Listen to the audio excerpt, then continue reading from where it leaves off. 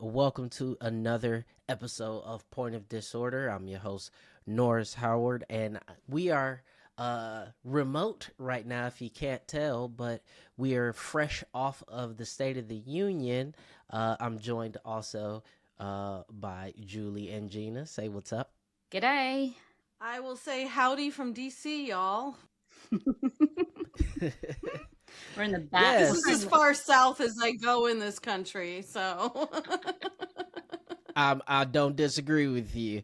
But before we proceed, definitely want to tell everybody to follow us on all of our social medias. That is at Point of Disorder and at Distill Social on all your major social media platforms, whether it be YouTube, Facebook, X, Instagram, so on and so forth. Well, everybody, we are in DC right now, and it looks like we're all in the same studio, but we're not, because we came down to check out the State of the Union, and we got invited to a wonderful creator event for us to talk to some of our elected officials, and we wanted to share our experience with you as we ran around DC, because this was the first kind of thing of this magnitude that I had done, and I found it very interesting. But Julie and Gina, you two are experts at this kind of stuff, so if you could tell the people kind of what we got into over the past 24 or 48 hours.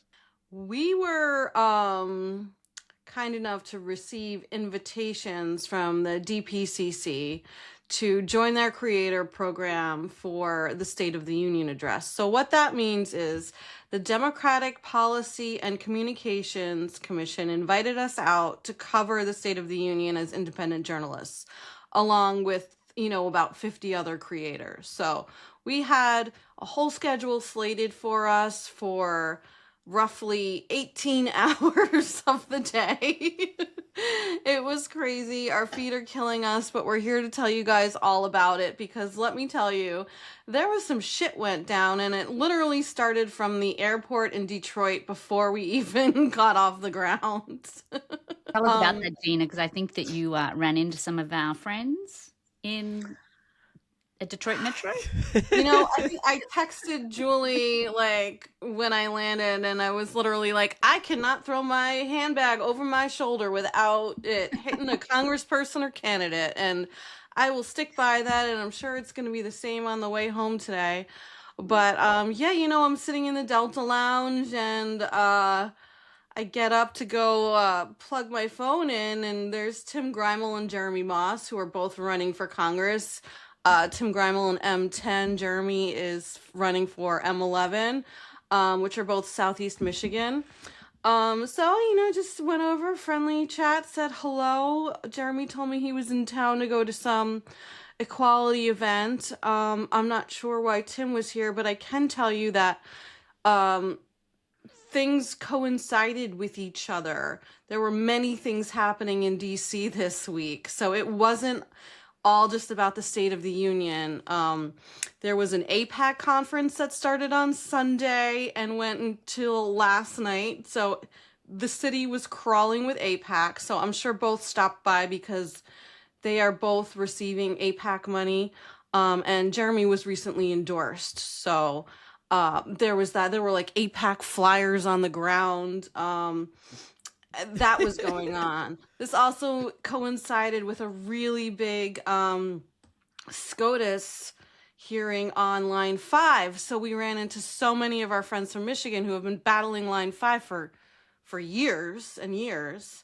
There were it was just a ridiculous amount of things happening here. I'm probably forgetting stuff, but all I want to say, Gina, is that it blocked up the roads. It made the accommodation and the airfares incredibly expensive, which I'm happy to complain about as I try to keep the trains running on time. Julie's got the purse strings for us, so she's making sure that we keep the lights on. Yeah, it was fun. Julie. I mean, there were some interesting people, and it was nice to be able to catch up with some of the people that obviously we only ever see in our sort of native territory in Michigan, and to see them on the ground and have a bit of a gossip, have a bit of a chat to them. Everyone was pretty friendly, so it was good.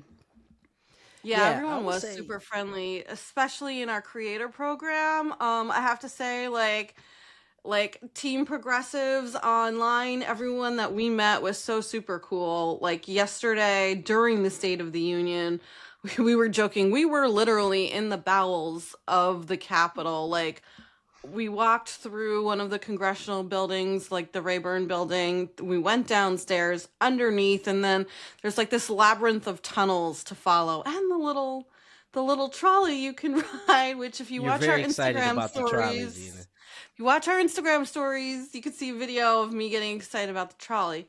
But once we got into our little creator suite for the State of the Union, it was just full of fabulous people. And I'll post something somewhere where you can go follow some of those folks, because everyone was super gracious. If you needed a ring light, you could borrow somebody's. No, but there was just, everyone was just so great. So let's get right to it, because like prior to the State of the Union, we had several appointments to meet with Congress people.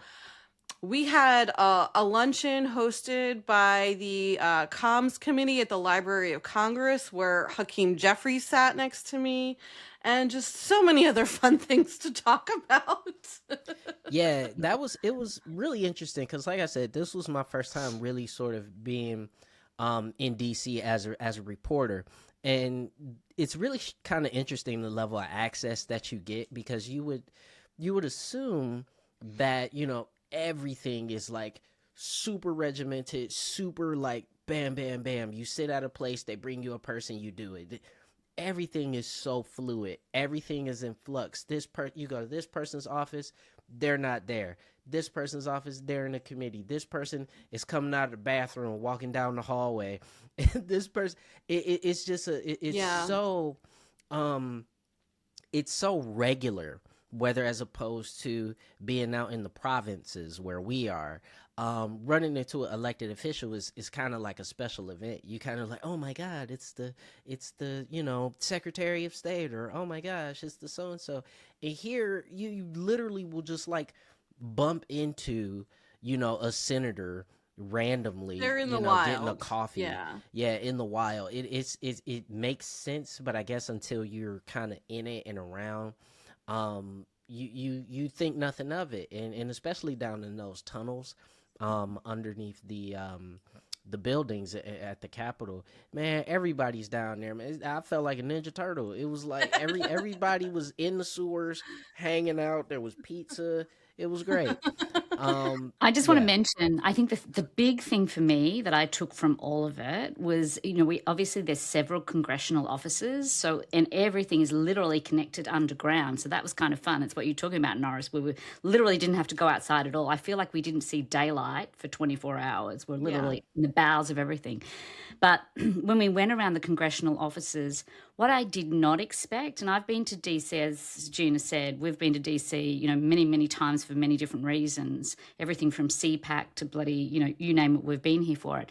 The thing that really shocked me was going around to all the different offices and the amount of shit people had on their walls, on the walls and their doors outside of their offices.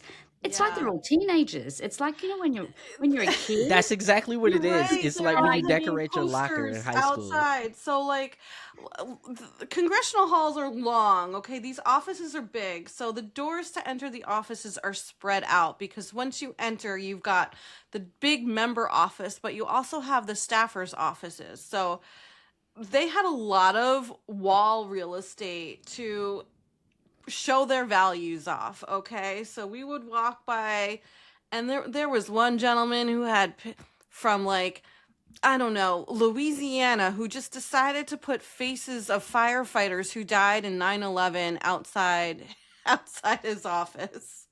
Made no sense. People flying everything from LGBTQ flags to don't tread on me flags, which is weird because that's like not your party. I don't understand. And then so many Republicans, and this is what got us all, I think, really upset. The amount of people who had a poster of Charlie Kirk and then the years he was born and died. or that iconic photo of Trump during his fake assassination attempt, where he just happened to get the best photo op with his arm raised up, like the amount of Republican Congress people with that type of divisive imagery outside of their congressional doors was flabbergasting. And I think what was interesting about that, I was sort of thinking about that last night when we got, well, early this morning when we got back to our hotel rooms, was that, we've been to Lansing and been to people's offices in Lansing, and you just don't have that. And maybe, Gina, it's because they have way more sort of real estate outside of their offices, as you mentioned. The corridors are so big. But it was so in your face, and you just couldn't turn away from it. So we got stacks of photos that we shared on our social media, and I think we did a Substack about it last night as well. So check that out. But I just found that weird. I felt that it sort of turned it into, like I said before, it did feel like when I had Wham posters on my in my bedroom, and all of that kind of stuff. But yeah, I think that was really interesting. Then, of course, we should sort of move forward and talk about the actual State of the Union itself. Well, wait, before we do that, can we just talk about, so I got an invitation to have lunch at the Library of Congress. So this was a little thing run by Debbie Dingell and Rep. Lauren Underwood, and they both sit on the Congressional Comms Committee. So they threw this beautiful lunch. The Library of Congress is stunning. Julian Norris came with me, but as we're getting our beef tenderloin and our potatoes and whatnot, we sit down and some of the members start interacting with us. We were at our Michigan table with Debbie Dingell, and it was, Debbie and then a space and then myself, Julie Norris. Hakeem Jeffries runs in and sits next to me, and I'm like, we have a great photo of it, by the way, if you want to check out the social media, because he post that one online because of the face I'm making. But yeah, because he kind of just snuck in and kicked it, and he spoke, but it was just very random. I introduced myself to him. Yeah. He was very gracious about saying hello and meeting me, but I had thoughts and opinions for him, but I did keep them to myself. So moving on from our bizarre Library of Congress experience, which was great up until that point, because it was once again we're in community with fellow independent journalists and members who care about what we do. This was the great part, that we kind of were our group, our niche was recognized as being really important to the political ecosystem and getting messaging out. And that was very validating for people like us. So we left Library of Congress, and then it was kind of like back to the halls of the congressional offices, which are the Rayburn buildings, the Longworth building, and the Cannon building. And then later today, before we jump on the plane, we're running over to the Russell building, which is the Senate office, to see Alyssa Slotkin. So, like you guys were saying earlier, like our whole schedule was messed up because at the last minute, the Republicans scheduled hearings and committees. So half of the members we were supposed to go and speak with were no longer available. And we were all getting like texts at like 1-2 o'clock in the morning prior to this. So the staffers who were trying to coordinate all of this were just literally on no sleep the entire night. Yeah, I felt really bad for, the staffers and the people trying to coordinate the event that we were going to, because, again, everything was scheduled to take place on other days.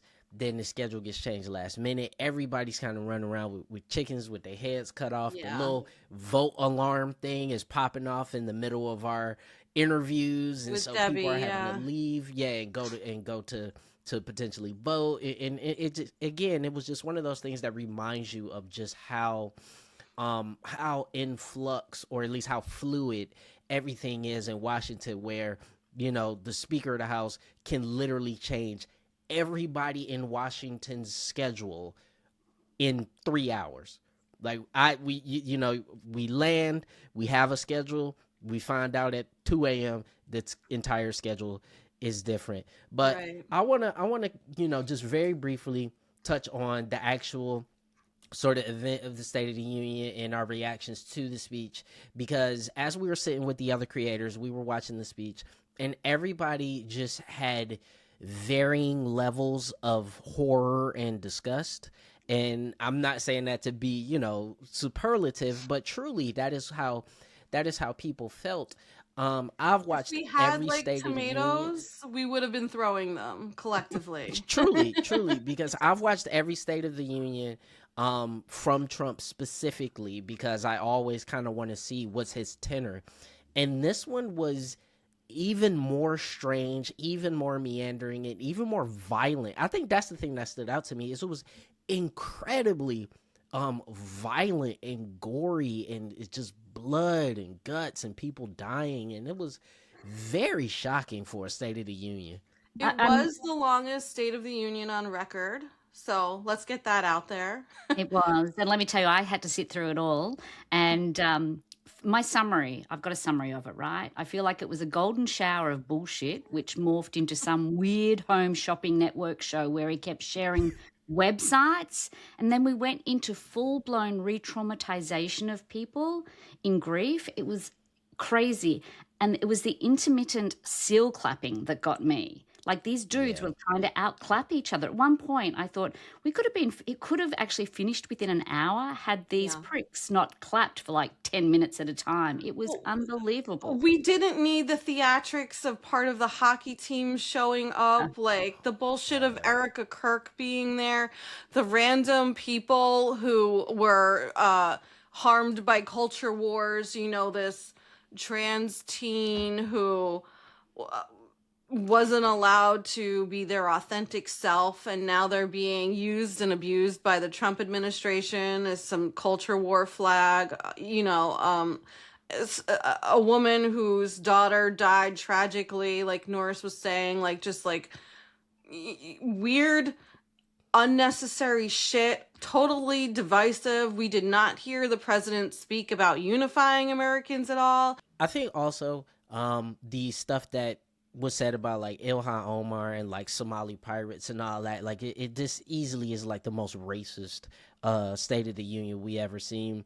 It was disgusting, and in the room we were in was disgusted by it, and I just think that was a part that really stood out for us, and nobody enjoyed that at all.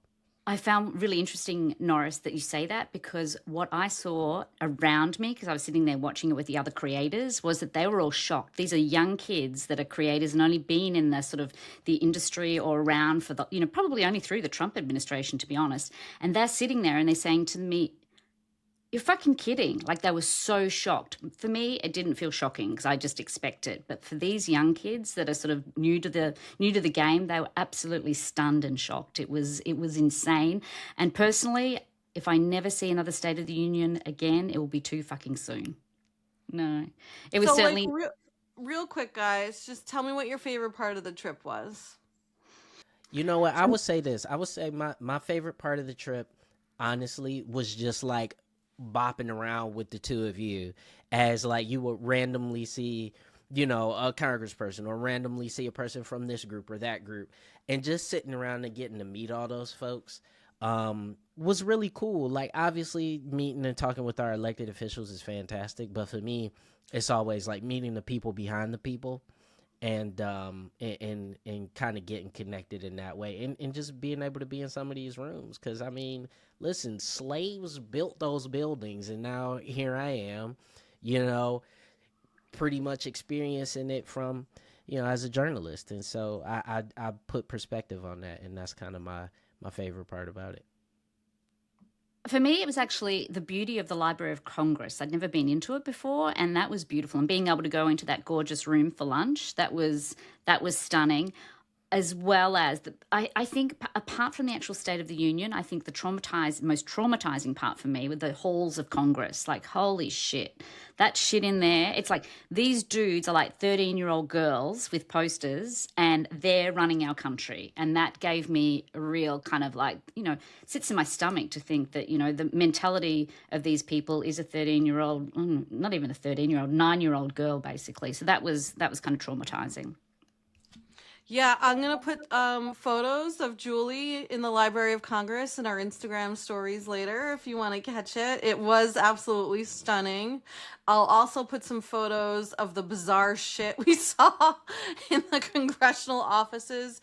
If you want to catch our Substack that went out last night, there are some photos in there.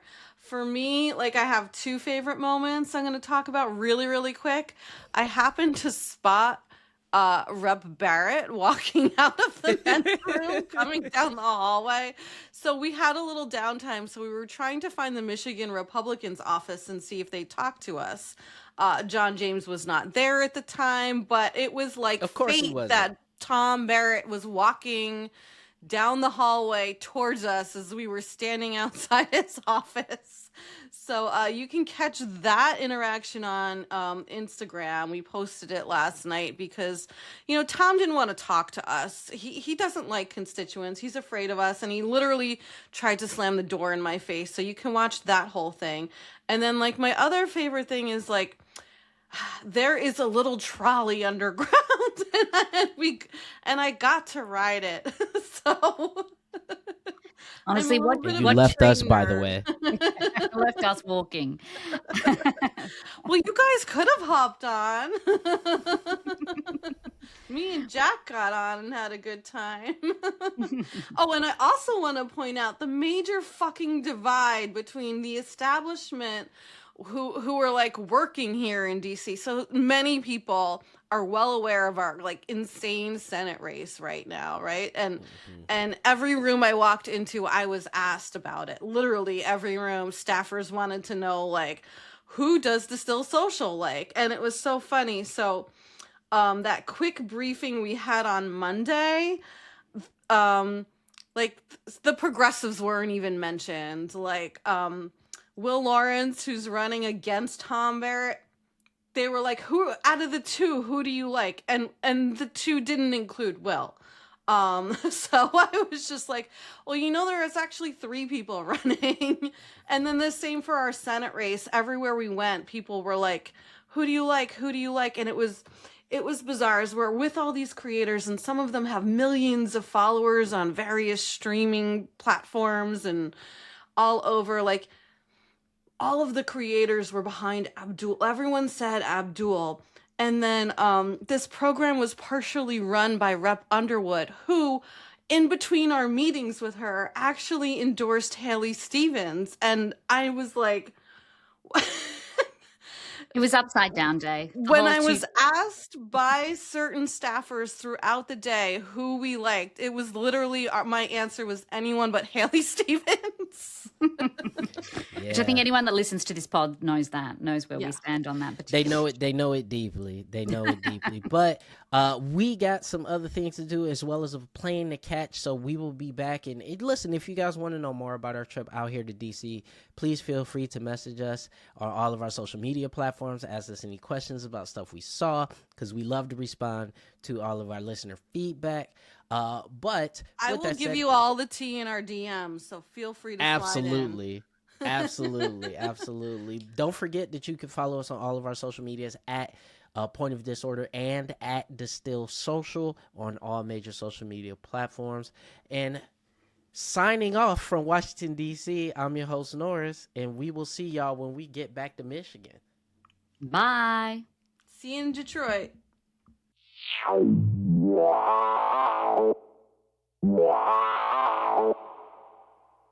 And that's a wrap on today's episode of Point of Disorder. We'd like to extend a huge thank you to everyone who listened today. And if you like us, give us a like, a subscribe, or a review on any place you get your podcasts. And don't forget to follow us on social media at Distill Social and at The Guerrilla Politic. This is the Point of Disorder podcast, signing off. Stay sharp, stay progressive, and above all, stay tuned.